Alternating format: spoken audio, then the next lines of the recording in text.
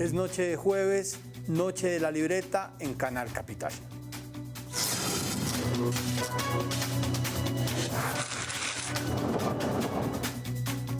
Y en la libreta, hoy hablaremos de la libreta militar. Hoy nos acompaña Alejandro Parra, licenciado en Ciencias Sociales de la Universidad Distrital y cofundador de ACOC, la Acción Colectiva de Objetores y Objetoras de Conciencia, una organización que lleva más de 15 años luchando para que los jóvenes no sean obligados a prestar servicio militar en este país. Han dado una tremenda lucha para que la juventud no tenga la obligación de ser conducida al militarismo y está hoy, por estas épocas, cumpliendo 15 años, recordando lo que ha sido este largo trayecto de lucha por los jóvenes para la paz. Alejandro, muchas gracias por acompañarnos. Muchas gracias a ustedes por la invitación. Y quiero que nos cuentes, primero, quién es Alejandro Parra, dónde creció, cómo es su familia. Bueno, pues yo soy hijo de una mujer que para esa época se dedicaba pues como al tema de la venta de chance, y mi papá es mecánico industrial. Yo crecí en Bogotá, nací en Bogotá y crecí en Bogotá, y pues toda esta vuelta como de lo que fue primero el uso del derecho a la objeción de conciencia y luego la promoción del derecho a la objeción de conciencia y la no violencia y una perspectiva antimilitarista de la vida, pues arrancó cuando yo pues ya tenía como 17 y ya me estaba aproximando a la definición de la situación militar. Ya sentía ahí como el tema en la nuca. ¿Dónde creció? ¿Qué barrio de Bogotá creció? Para esa época yo estaba estudiando en un colegio llamado Agoberto Mejía Cifuentes en Kennedy, pero yo vivía en el Bravo Páez, que es un barrio de la localidad Rafael Uribe Uribe. ¿Y cuál había sido su relación, digamos, de la juventud y de la adolescencia que digamos que pasa por ese conflicto tan duro con la fuerza pública que de alguna manera ha librado una guerra contra la juventud de los barrios pues, en Colombia? Sí, pues sobre todo contra la juventud de sectores de estratos 1, 2 y 3, ¿no? Porque el reclutamiento lo deja muy claro, ¿no? 98 de cada 100 reclutados, según datos del Ministerio de Defensa, son de estratos 1, 2 y 3. Pero en esa época mi referente fueron amigos que yo tenía en 11. Cuando yo estaba en décimo, yo ya tenía como pues, los 17 años, y yo dije, cuando yo llegue a 11, llego con los 18, ya me toca salir del colegio pues de una para el ejército, porque yo tenía ese temor. Yo tenía muy claro que no quería prestar el servicio, primero porque pues mis habilidades de guerrero nunca han sido como muy buenas, ¿no? Entonces a mí siempre me levantaban, yo era más bien como, no era como muy amigo de la violencia, tal. Y como que yo decía, va a ser muy duro para mí enfrentarme a un ambiente en el que pues lo que me van a pedir es precisamente que tenga como algún tipo de destreza o algún tipo de que pueda sobresalir en el ejercicio de la violencia, y para mí eso era como muy raro. Entonces yo de todas maneras en el colegio, yo estaba en décimo pero tenía amigos en 11, entonces cuando yo ya llegué a 11, mis amigos que estaban en 11, ya 3, 4 de ellos habían ido a prestar el servicio. Entonces, cuando yo ya estaba a punto de terminar, ya algunos empezaron a volver. Y los que volvieron, pues me dijeron como, uy, Alejo, eso es denso, parce. Eso es denso, como lo que le va a tocar allá tan, y sobre todo uno de pobre, parce, es como porque yo estaba en uno de los peores colegios distritales de Kennedy, a donde mandaban incluso estudiantes que expulsaban de colegios de Bosa, los mandaban a ese colegio.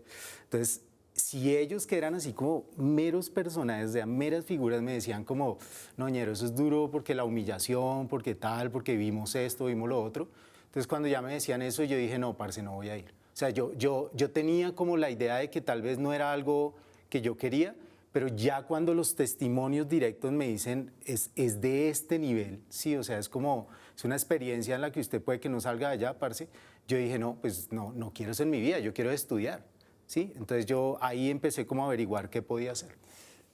Pero tal vez algo tiene que haberle ocurrido a usted también con esa relación de la violencia o incluso con la fuerza pública más joven para que usted ya llegara a ese momento como tan prevenido? Porque de todas maneras, pues las campañas en los barrios populares y la realidad de este país es que una de las formas de ascenso social más accesibles para la gente popular pues son las fuerzas armadas o la policía o el ejército, y en los barrios populares muchos pelados crecen queriendo ser policías o queriendo ser militares. ¿Qué le pasó a usted para tener como Pues de plano ese rechazo, no? yo no diría que hay como una especie de hito o hecho como traumático que me lleve a tal, pero sí hay como una suma de elementos. Lo primero es que yo siempre le he tenido como miedo a los fierros, a las armas. O sea,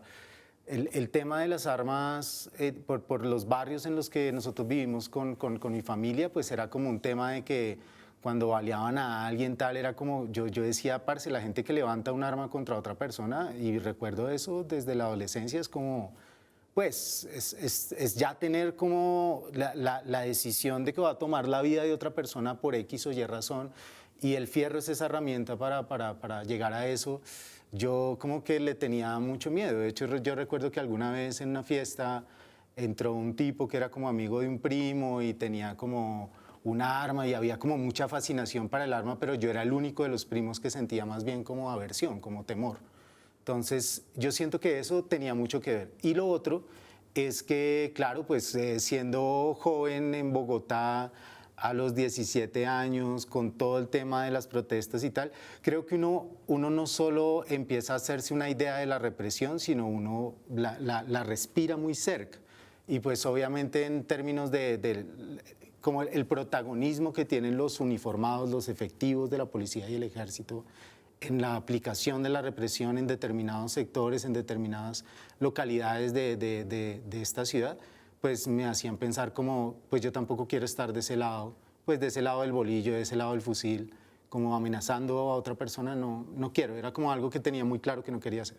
¿Y qué decían tus papás cuando tú les planteabas esto? Porque tampoco, pues, digamos, mi mamá me apoyó desde el inicio, como pues, si usted siempre, no quiere, tal. Siempre. Pero mi papá, con mi papá fue un proceso de transición interesante, porque él al comienzo no lo entendía muy bien, pero decía, pues bueno, pues si usted no quiere, porque a él no le tocó porque él fue, si no estoy mal, el segundo mejor bachiller del colegio, y en la época de él todavía existía esta cosa de que a los mejores bachilleres pues los eximían de la prestación del servicio, no porque apareciera en ley, sino era de esas cosas que hacían a veces con las balotas y vainas de estas. Entonces como que mi papá no lo entendió, pero él con el tiempo se fue dando cuenta, ya cuando yo me volví objetor y empecé a promover el derecho y tal, y yo le contaba todos los casos, las estadísticas, los hechos, las respuestas a los derechos de petición, o sea, ya cuando él veía la realidad así como tan en datos, tan en cifras y hechos contundentes, pues él empezó un poquito a mudar de posición. Y hubo un momento en donde él se volvió casi que el referente político ahí de varios talleres de mecánica que iban y le preguntaban que cómo hacían con sus hijos. En el barrio la gente lo buscaba porque como era un foco de información. Lamentablemente el derecho a la objeción de conciencia en Colombia siempre ha sido como de muy baja difusión. En sus tiempos y en los míos, la objeción o el servicio militar iba acompañado de ese momento de la graduación y de algo muy angustiante, que era el azar, ¿no? La balota, de lo que era ahora. Yo no sé si eso sigue existiendo, pero no creo. No sigue porque en esa época se mantenía el sistema de balotas porque llegaban tantos jóvenes a las concentraciones que el ejército excedía sus cuotas de reclutamiento. El ejército maneja un sistema de cuotas de reclutamiento, que es como cuando usted junta cabezas de ganado para enviar a los mataderos. Sí, ahí simbólica la analogía. Valga, sí, pero valga el asunto es que el ejército maneja también unas cuotas de reclutamiento. Entonces, cuando ya las completaban, pues de cada llamado que hacían, de cada jornada de incorporación, habían unos sobrantes. Esos sobrantes los metían en un sistema de balotas y pues habían algunas personas que podían salir por el azar.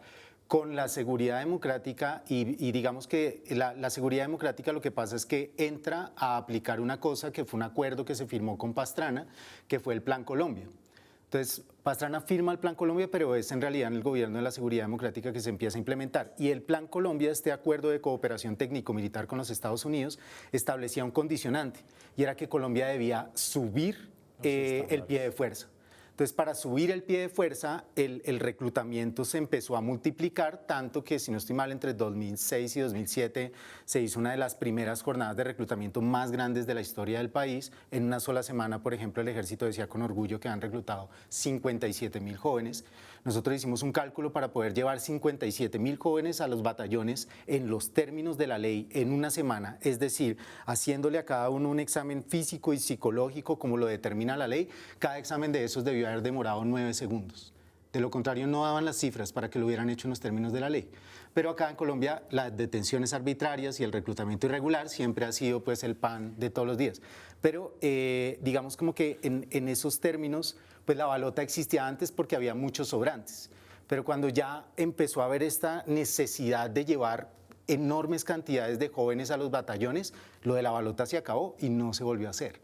Es por eso que no volvimos a escuchar de la balota, porque se incrementaron las cuotas de reclutamiento, y cuando eso se incrementó, pues ya no vas a dejar al azar, ya al que puedas llevarte te sirve.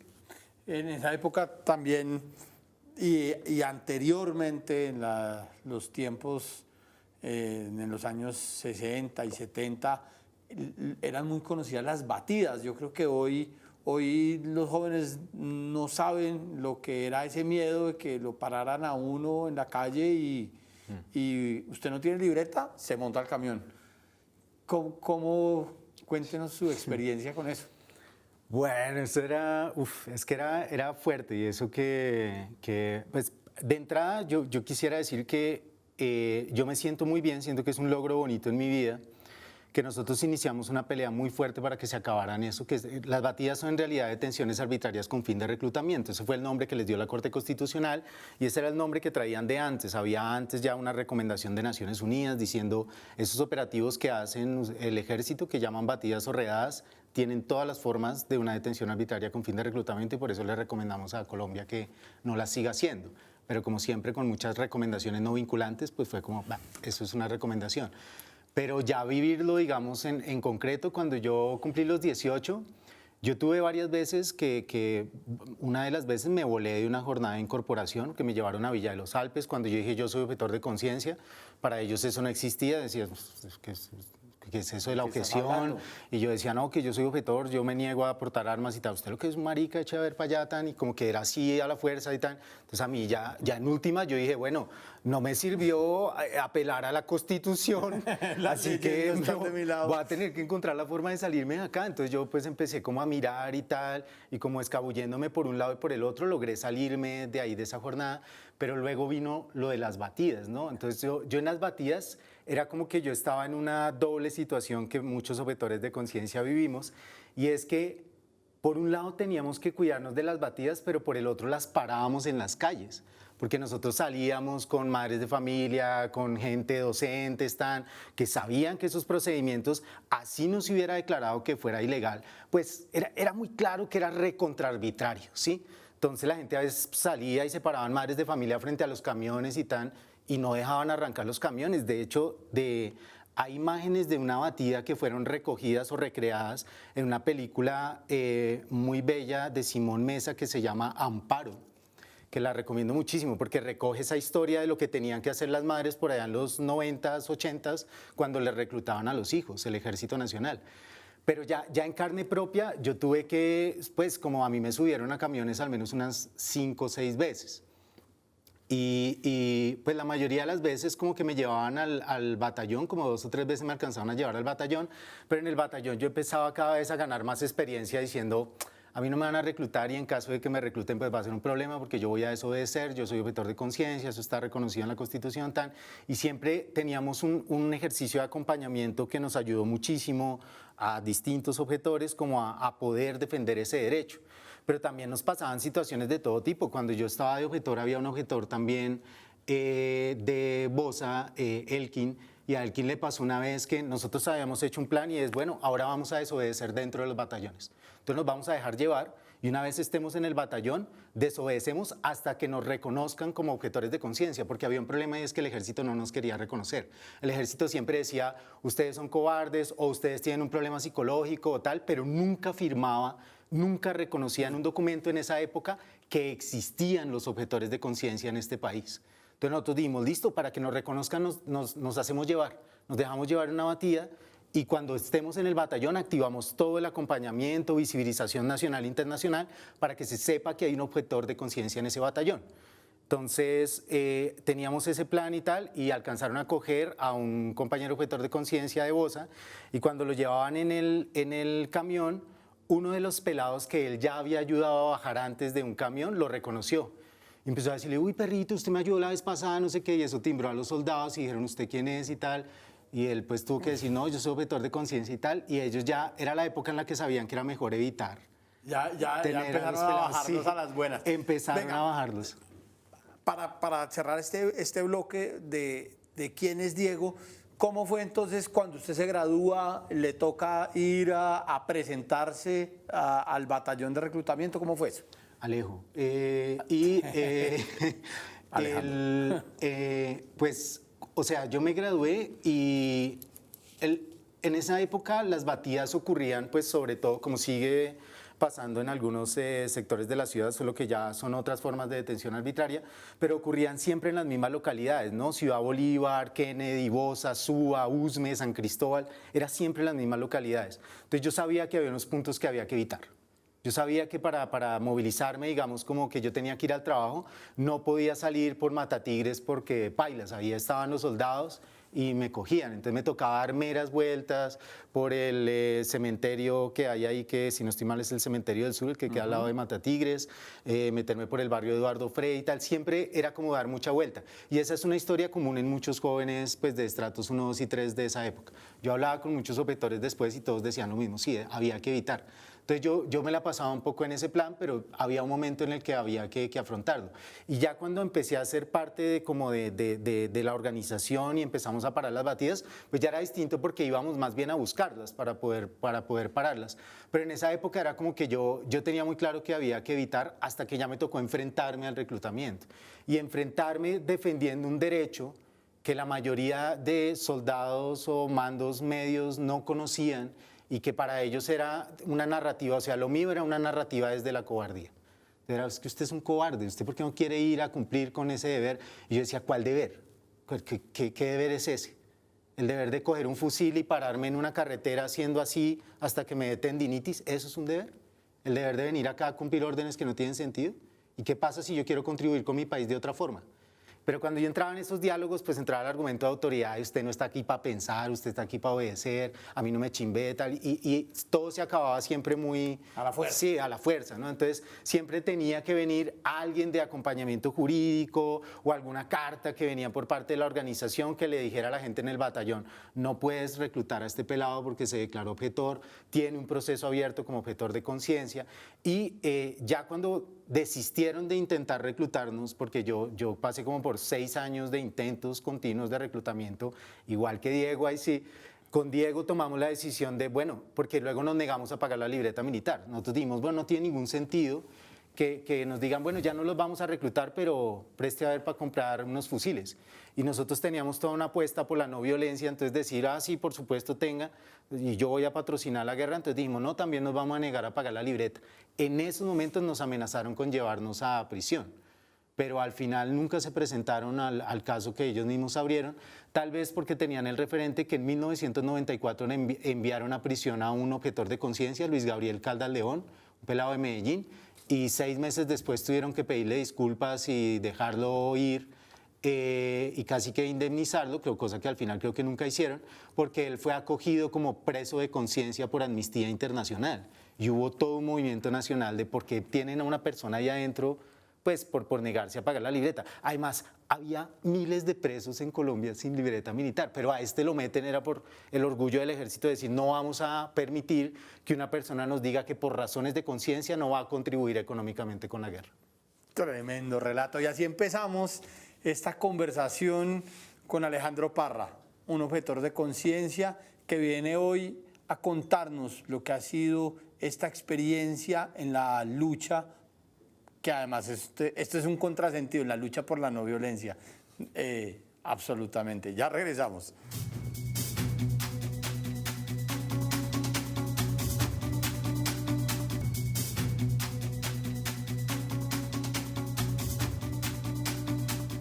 Y regresamos a la libreta, hoy hablando de objeción de conciencia al servicio militar obligatorio con Alejandro Parra.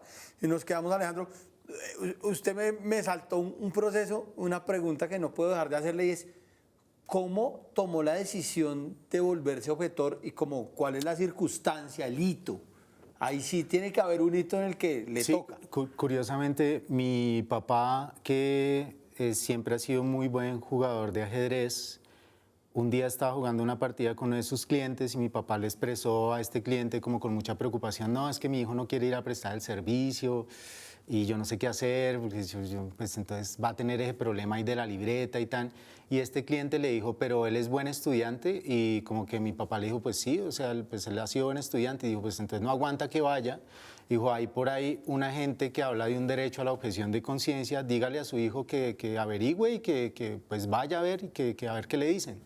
Entonces mi papá fue el que me dijo, de hecho, me dijo como, oiga, por ahí dicen que hay como es que una opción y tal. Yo empecé a averiguar, miré que había como un número, me comuniqué, ya luego me dijeron pues a dónde ir y recibí mi primera asesoría jurídica sobre el derecho a la objeción de conciencia.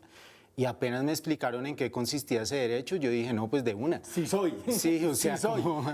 me veo ahí. Y luego me dijeron, pero no va a ser fácil, porque es todo lo que había dicho antes, como va a ser muy difícil como que puedas defender ese derecho, porque los soldados o las autoridades de reclutamiento tienden a ignorarlo por completo y tal.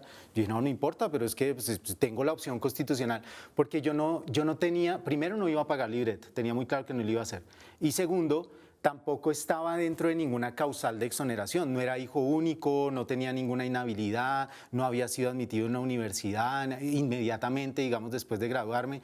Entonces, como que no tenía ninguna causal de exoneración ni de aplazamiento. Yo dije, pailas, o sea, también esto es lo único que me permite que desde una postura ética y política yo pueda decir, pues no voy, y me acojo a eso, porque yo, ¿qué más voy a hacer? Entonces, ahí fue ya cuando tomé la decisión.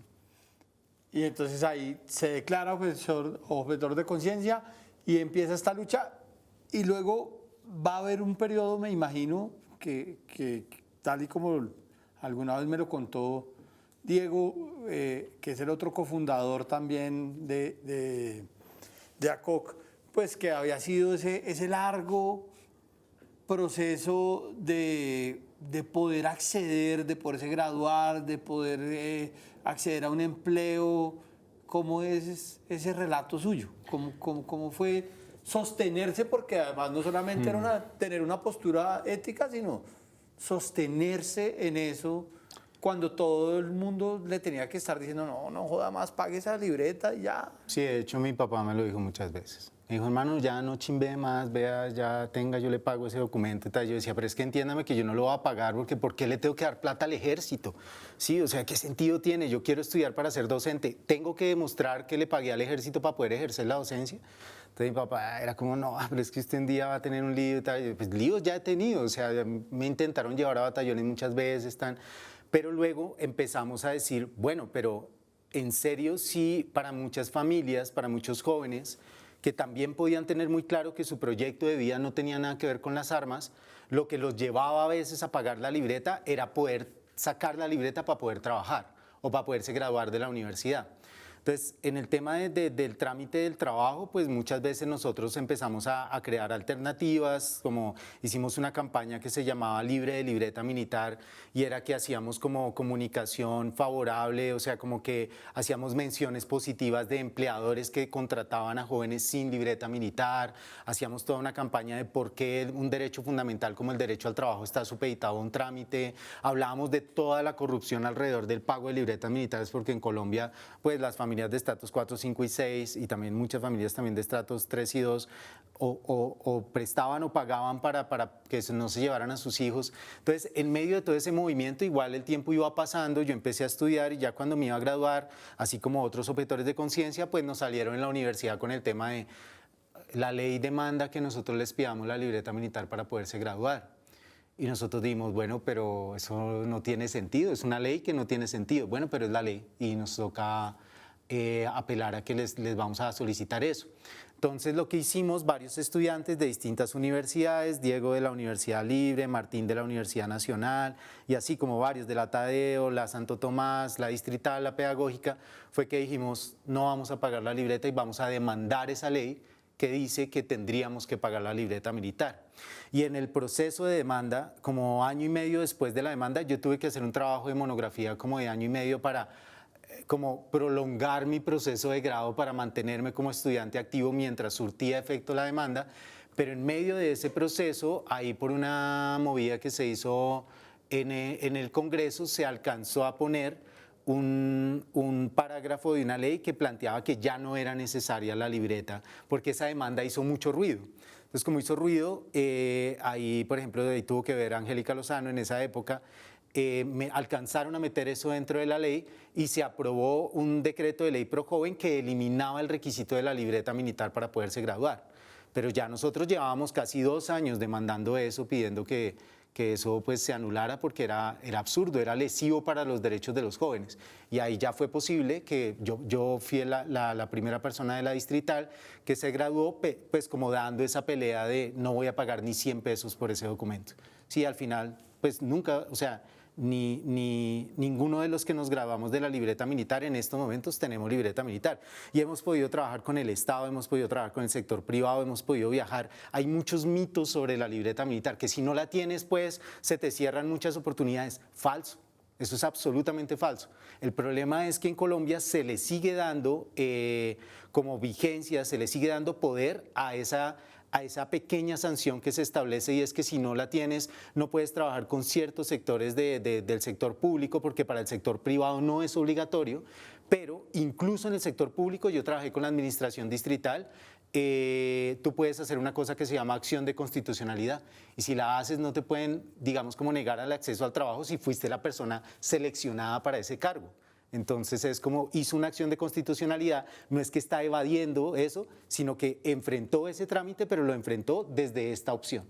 Así que siempre ha sido una opción, siempre hay que buscar las alternativas. ¿Y has perdido oportunidades por no tenerla? O sea, ¿hay algún momento en que los primeros años sí, claro. O sea, yo tuve la opción alguna vez, recuerdo, de trabajar para una compañía que hacía como trabajos de diseño y publicidad, que estaba cogiendo mucha fuerza en esa época, y a mí me gustaba mucho el diseño. Y cuando me dijeron, no, pero sin libreta no te podemos contratar, fue como... También yo no pude sacar en un viaje, no pudimos sacar la visa, aunque eso no tenía nada que ver, pero en la embajada no tener libreta hacía que eso bajara puntaje sobre el opcionado para la visa en la embajada de Estados Unidos. Entonces, como que no me dieron la visa también por esa razón. Serán tal vez las únicas 2 cosas, pero aparte de esas 2, en serio no he tenido ningún otro inconveniente. He podido viajar a otros países, tal. Luego sí tuve la opción de viajar a Estados Unidos, ya fui yo el que no quise porque nada, tenía como otra opción laboral en esa época, entonces no tomé lo del viaje. Pero sí, o sea, yo siento que no ha sido un obstáculo para el desarrollo de mi vida profesional, o sea, no, en absoluto. Cuéntame un poco cómo surgió ACOC, cómo fue ese proceso de ser una persona solitaria que exige que se le cumpla un derecho, a empezar a juntarse con gente que piensa igual y luego a soñarse una organización y luego ayudar a otros. Pues, cuéntame un poco de ese proceso. Cuando yo arranqué, yo me di cuenta que había gente que estaba intentando ayudar a pelados como mi caso en esa época, que además fueron fundamentales. O sea, si yo no hubiese tenido el acompañamiento jurídico, por ejemplo, de Mariceli, que soy la representante legal de la ACOC, cuando me intentaron reclutar en el BAFLA 13 o cuando me intentaron reclutar en el Distrito Militar número 2 ahí de San Cristóbal, pues yo me habría quedado allá, muy probablemente. Claro, o tal vez no, porque habría encontrado la forma de resistir y desobedecer hasta que me sacaran. Pero habría sido muy duro sin acompañamiento jurídico, pero era gracias a ese acompañamiento que yo logré como salir de allá en un día, 2 días, sí, como que en la misma jornada de incorporación, al cierre de la jornada, ya me dejaban ir porque ya había como documentos que decían, va a ser un problema si se llevan a este pelado porque en últimas va a desobedecer allá. Y ese fue, digamos, mi caso, que no tuve que desobedecer directamente en los batallones, pero hubo muchos casos de jóvenes que sí desobedecieron en los batallones. Diego Yesid, José, que soy comunicador de la ACOC. Entonces, fueron personas que incluso tuvieron que exponer su vida en los batallones. A José lo amenazaron de muerte en el batallón por negarse a formar. Porque él decía, soy objetor de conciencia, no me voy a poner un uniforme, no voy a formar. Entonces, lo que hacían para meterle presión a él en el batallón era poner a todos los compañeros de alojamiento en contra de él. Entonces, iban y los volteaban por 2 horas, 3 horas en la madrugada y les decían, esto es por este man. Entonces, claro, ellos entraban odiándolo y uno de estos pelados un día sacó un cuchillo y se lo puso en la garganta. Le dijo, lo va a matar. Y él dijo, máteme, parce, pero me va a matar solo porque estoy diciendo que no quiero coger un arma. ¿Mm? Y al final, pues como nada, a José lo logramos sacar de los batallones y todo, pero precisamente como era tan duro negarse a prestar el servicio militar en Colombia, que era una situación solo comparable con muy pocos países a nivel mundial, uno de ellos Israel, pues precisamente como era tan duro dijimos, hey, tenemos que fortalecer la capacidad para acompañar jóvenes y hacer que el proceso de negarse no sea un martirio, no sea una cosa en la que el joven tenga que exponer su vida. Es que no tiene sentido, es un derecho constitucional. ¿Sí? Entonces empezamos nosotros a articularnos con personas de distintas organizaciones, la Fundación Creciendo Unidos, la Juventud Trabajadora Colombiana, Justa Paz, el Colectivo por la Objeción de Conciencia, que tenía un trabajo mucho más de tipo académico, más que de salir a las calles a poder como proteger a los pelados. Y esa articulación creó la primera versión de la ACOC, que era la Acción Colombiana de Objetores de Conciencia. Pero luego, como 4 años después, ya nos dimos cuenta que había crecido muchísimo la colectividad, mucha gente simpatizaba con esto, muchas madres de familia, docentes, personas decían, nos parece súper injusto que todo el reclutamiento es contra los pelados de los mismos sectores y tal. Y esa simpatía que fue creciendo, en algún momento nos llevó a decir, no, ya creemos una cosa más grande, que fue la acción colectiva de objetores y objetoras de conciencia. Eso fue en el año 2000, o sea, pues la creamos en el 2005, más o menos 2004, 2005, pero la personería jurídica la tuvimos hasta el 2008.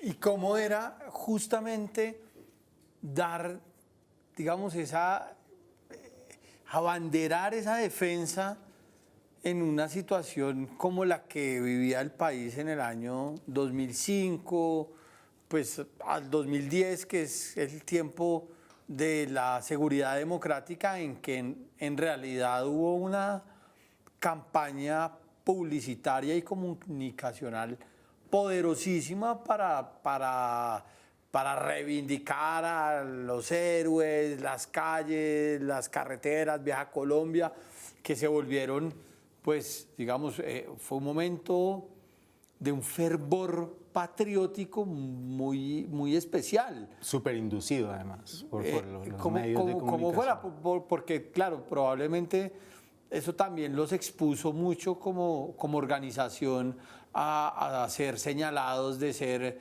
proguerrilleros, qué sé yo. O sea, una de las cosas que nosotros teníamos claro desde el inicio es que nosotros nos oponíamos a todas las formas de reclutamiento, porque hay distintos tipos de objeción de conciencia. En algunos países se habla de la objeción parcial.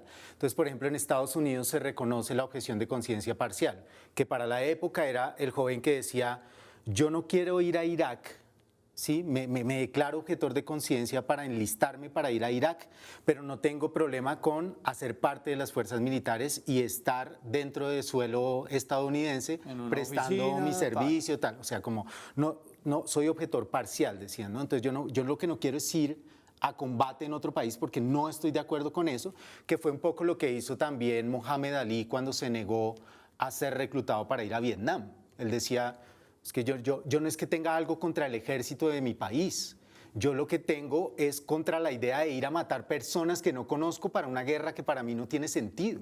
Y debo tener la posibilidad de reivindicar ese derecho político a la desobediencia, decía él.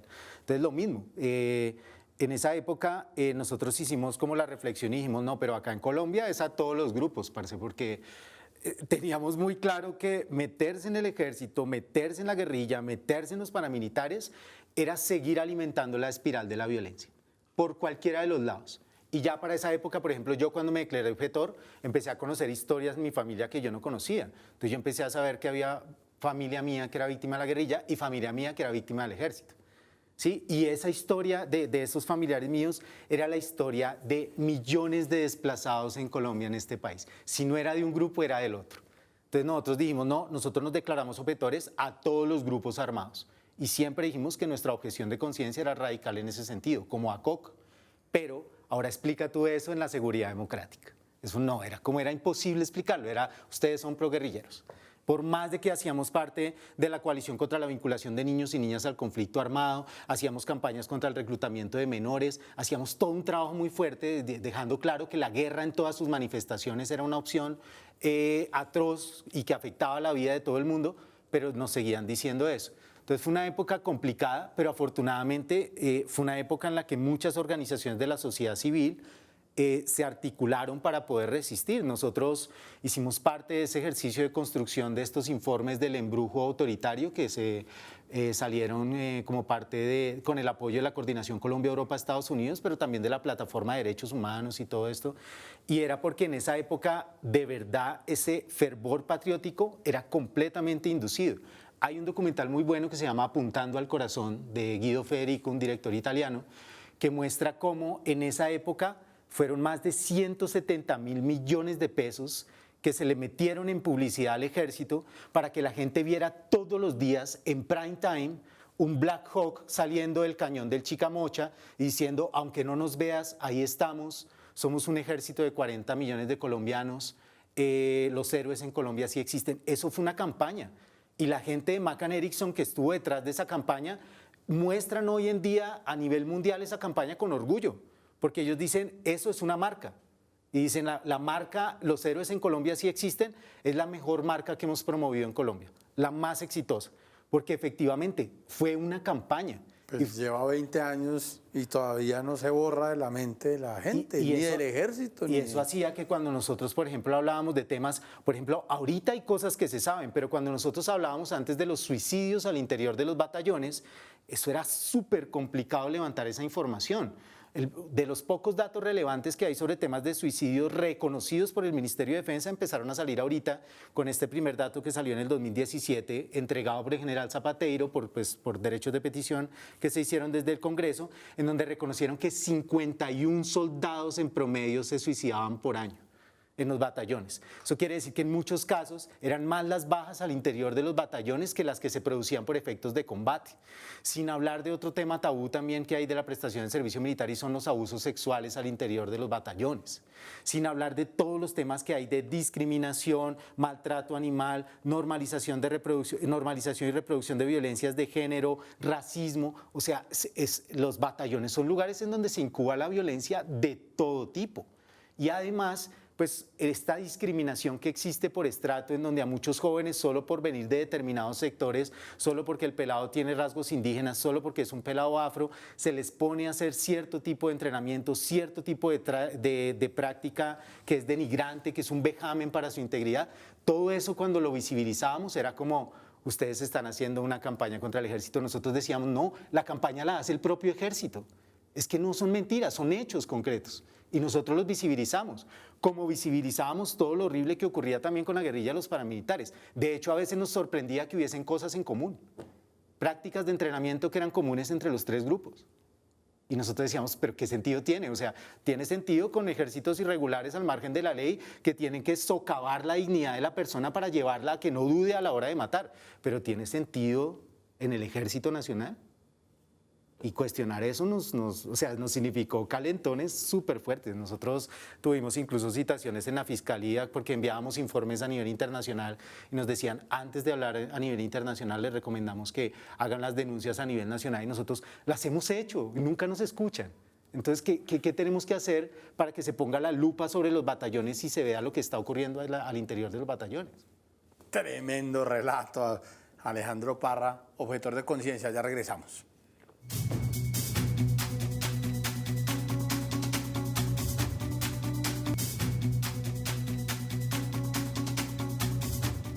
Y volvemos a la libreta, hoy hablando de la libreta militar, y nos quedan 12 minuticos que vamos a aprovechar vamos a sacarle el jugo a este verdadero héroe de la patria. No, gracias, pero no. A este verdadero héroe que objetó conciencia y que ha logrado que muchos otros jóvenes también objeten conciencia a la violencia, al servicio militar obligatorio. Y quisiera que me contara, Alejandro, un poco, o que le diera a la gente algunos tips para cómo enfrentarse a esta situación de resolver su situación militar, perdóneme la redundancia, pero creo que bien la vale, para que la gente pueda acceder, digamos, a su derecho constitucional a no prestar un servicio militar obligatorio. Bueno, primero es que lo de héroe, sí. Nosotros hicimos de hecho una campaña llamada No quiero ser un héroe, entonces es como... Le hace ruido, le hace pero ruido. Sí, me hace ruido, pero entiendo si quieres lo la discutimos. metáfora. Pero no, o sea, lo primero es conocer los derechos. O sea, conocer los derechos te da la posibilidad de defenderlos. Si no los conoces, pues la gente que te los va a vulnerar sabe que no los conoces y más rápido te los vulneran. Entonces, por ejemplo, a nosotros para el tema de parar las detenciones arbitrarias con fin de reclutamiento, las batidas, nos ayudaba muchísimo conocer los derechos y decirle a los soldados que ya luego se dieron cuenta que cuando la Corte Constitucional declaró que eso era ilegal y ya había más presión sobre ellos, ya ellos se cuidaban más cuando las hacían. Entonces, a veces, muchas veces, en serio, pues terminamos parando las batidas en las calles, bajábamos los pelados de los camiones porque los mismos soldados decían, pero es que a mí me dan la orden de llevar tantos, y ellos decían en las cuotas de reclutamiento, si yo no llevo 10 pelados hoy, a mí me voltean mal o me niegan un permiso. Entonces decíamos, bueno, pero no por eso podemos permitir que vos te lleves 10 pelados. A veces no intentaban hasta negociar. Decían, no, pero déjeme, yo me llevo 5 y yo le bajo 5 y tal. Y era como, amigo, pero es que no, o sea, lo que están haciendo es ilegal, parce, eso no se puede y tal. Habían otros que intentaban, como si no conociéramos la ley, por eso es importante conocer los derechos y tal. Yo no soy abogado y no era abogado y siempre he tenido el cabello largo, siempre me veía así medio chirrete, así como... Sí, entonces con todo y eso me paraba frente al camión y les decía, amigo, qué pena, pero esto que están haciendo era ilegal. Y ellos bajaban y decían, qué pena, pero usted no conoce la ley, yo tengo la facultad de compilar.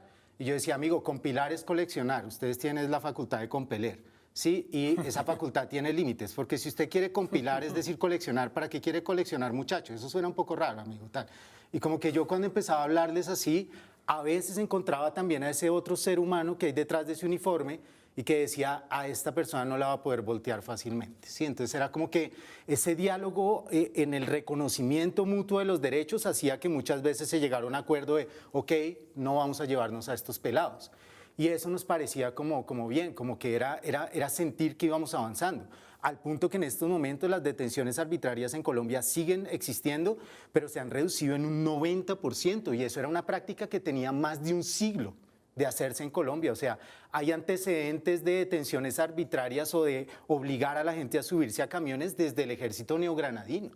¿Sí? Entonces es como una práctica que afortunadamente gracias a todo el tema de movilización social y juntar parches logramos cambiar. Pero en estos momentos digamos como que la principal recomendación es esa, que la gente se entere, que sepa cómo funciona. Pero dele el kit de primeros auxilios para enfrentar una batida. Lo primero es, si la persona es abordada por un soldado en la calle, lo primero que tiene que hacer es nunca darle la cédula a este soldado.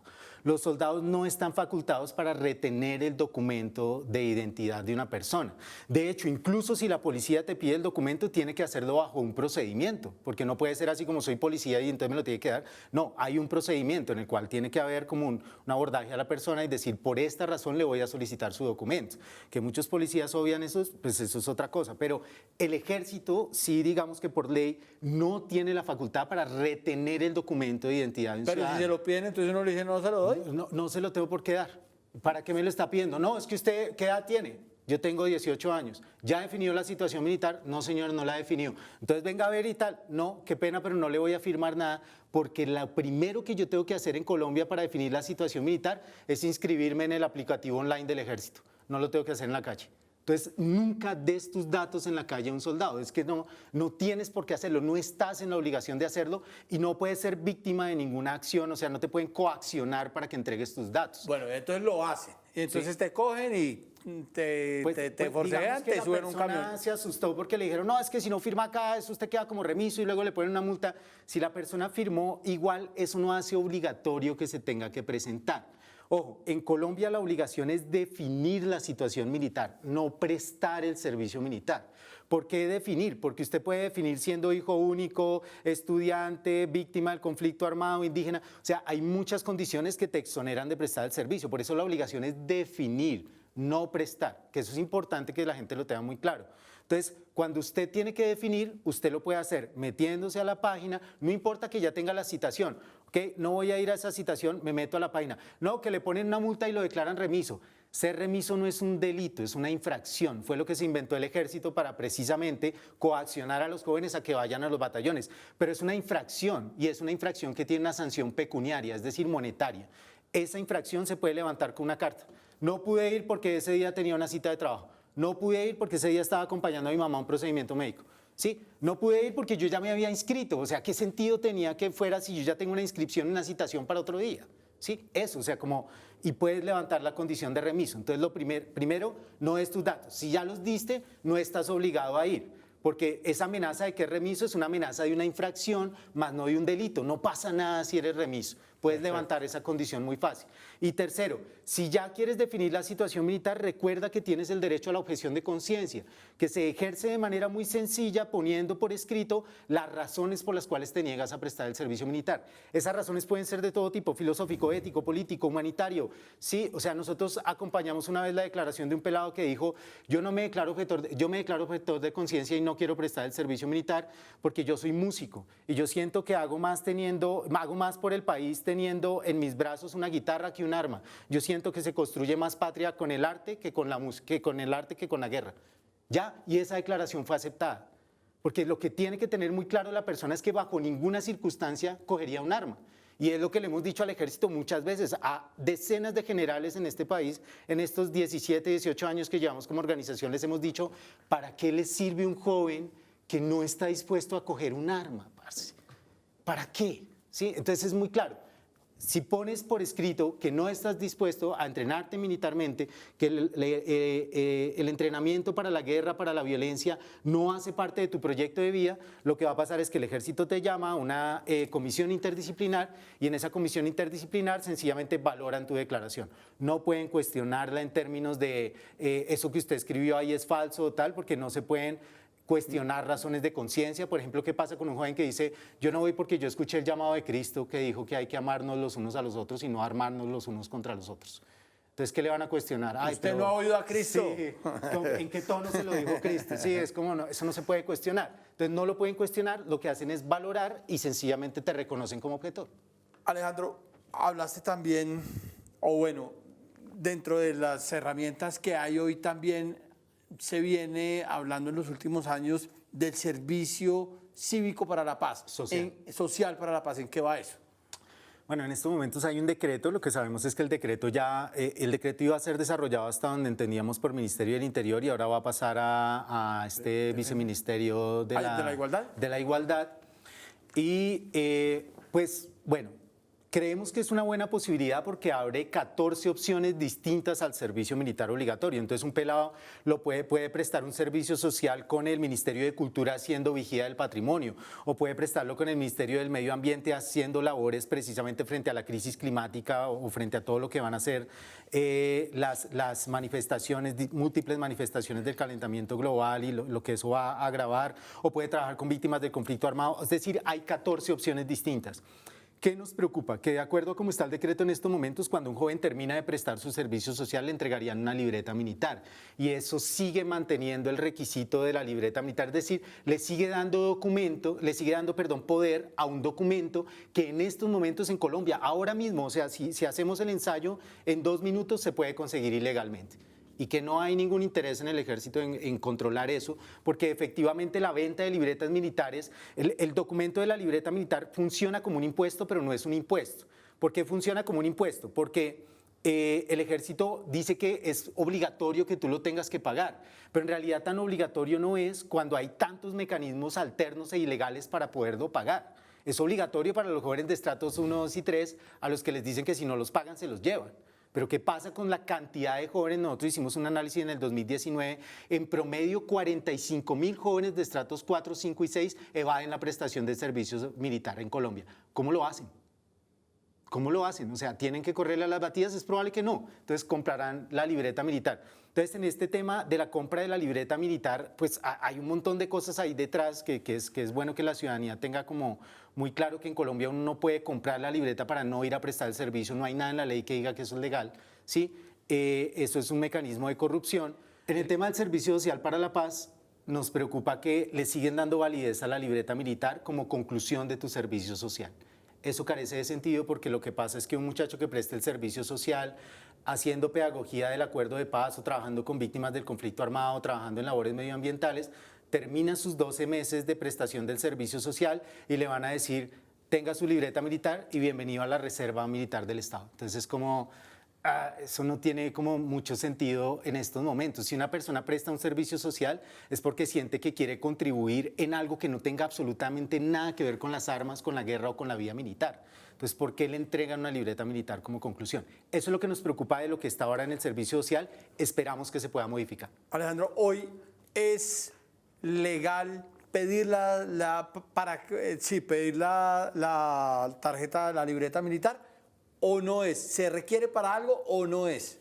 Por ley se requiere para trabajar se requiere para trabajar con el Estado, pero hay opciones para que una persona pueda ser contratada sin libreta militar, porque yo lo hice, porque lo han hecho otras personas, porque es posible conseguir trabajo sin libreta militar. En el sector privado no es necesario. Desde el año 2016 las empresas privadas no tienen por qué pedir la libreta militar, porque la Corte Constitucional estableció que un trámite, la libreta militar es un trámite, no puede vulnerar un derecho como el derecho al mínimo vital. Una persona que no pueda entrar a un trabajo está viendo afectado su mínimo vital. Entonces, no es como legal que a una persona en el sector privado le pidan la libreta para trabajar. Y si puede, en cambio, prestar su servicio social para la paz a cambio del militar. En estos momentos... ¿Cómo está funcionando eso? Es que ese es el problema, eso todavía no ha entrado en vigencia porque lo que hay es un decreto, pero el decreto todavía no ha entrado, digamos, como en pleno... no ha entrado en vigencia, no tiene aplicación en estos momentos. Entonces nos preocupa también eso, y es que una de las razones por las cuales nos dijeron que todavía no se ha hecho desarrollo e implementación de este piloto del Servicio Social para la Paz es porque todavía no se tienen los recursos para hacerlo posible. Pues bueno, ojalá el gobierno del cambio se ponga las pilas con eso, se arremangue y diga como hay que generar los recursos para poder implementar ese piloto, pero siempre y cuando sea un piloto que nos siga fortaleciendo la militarización del país vía fortalecer la libreta militar. Y se nos acabó el tiempo, Alejandro, pero sí quiero que le deje a la gente los contactos, la página de ACOC, cómo pueden ellos buscar una asesoría, cómo puede la gente buscar una asesoría con ustedes para acompañar estos procesos de objeción de conciencia. Pues bueno, a nosotros nos pueden contactar, nosotros aparecemos como ACOC, con doble O, A-C-O-O-C, en todas las redes sociales, en Instagram, en Twitter, en TikTok, en Facebook, ahí aparecemos como ACOC.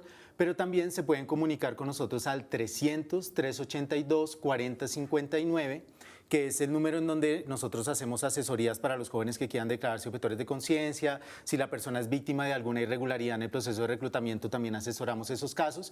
Y actualmente también ahí estamos asesorando a mujeres que hacen parte de este piloto que se está haciendo ahora de vincular mujeres a las fuerzas militares, lo cual es un tema súper sensible por todo lo que tiene que ver con violencias basadas en género.